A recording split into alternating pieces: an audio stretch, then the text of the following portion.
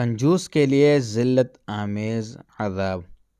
ایسے لوگ جو خود بھی کنجوسی کرتے ہیں اور دوسروں کو بھی کنجوسی کی تلقین کرتے ہیں، اور اللہ نے ان کو اپنے فضل سے جو کچھ دے رکھا ہے اسے چھپاتے ہیں، اور ہم نے ایسے ناشکروں کے لیے ذلیل کر دینے والا عذاب تیار رکھا ہے۔ سورۃ النساء آیات 37۔ اعوذ باللہ من الشیطان الرجیم، بسم اللہ الرحمن الرحیم۔